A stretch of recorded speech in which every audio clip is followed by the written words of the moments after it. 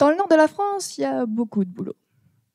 Il paraît même que si je traverse la rue, j'en trouve un. Il y en a tellement que lorsque j'ai commencé ma thèse, je me suis rendu compte que j'étais allergique au boulot. Au boulot. Au pollen de l'arbre, le boulot.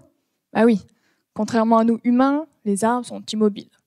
Ils ne peuvent pas se déplacer et aller en boîte pour courtiser. Alors, pour avoir une chance de se reproduire, le boulot va saturer l'air de son pollen. Pollen qui va transporter ses gamètes mâles. Nous pouvons inhaler jusqu'à 100 000 grains de pollen en une semaine et développer les symptômes de l'allergie.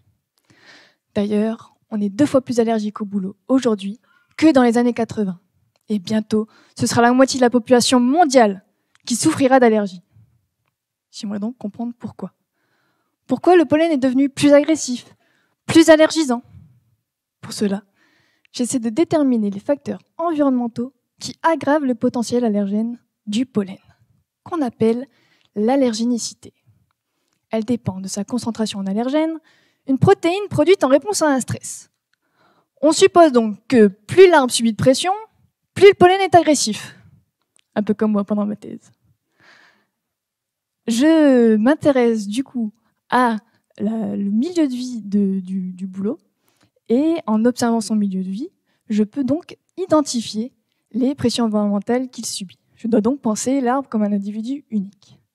Pour évaluer la qualité des milieux où mon boulot pousse, je quantifie la contamination du sol, de l'air, là où l'arbre puise ses ressources.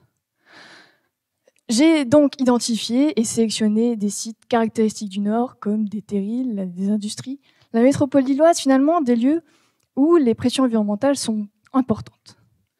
Je repère ensuite les arbres qui m'intéressent et les chatons qui sont dessus.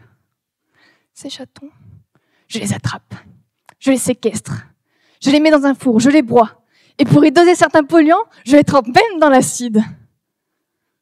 Ah mais, je vous ai pas dit. Pas ces chatons-là. Mes chatons, ce sont les organes mâles du boulot. Je m'en sers pour récupérer le pollen plus facilement.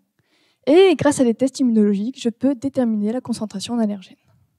Alors surtout, faites attention, ne vous approchez pas trop des chatons, surtout en ce moment. C'est la pollinisation. On remarque même qu'en ville, les chatons vont produire un pollen avec une concentration plus élevée. Au contraire, quand on s'éloigne des villes, les bouleaux vivent une vie plus paisible. Le pollen est moins allergisant. Au terme de ma thèse, je pourrais donc prédire les lieux où le pollen sera plus dangereux pour la santé. Bon, c'est pas tout, je vous laisse, j'ai du boulot.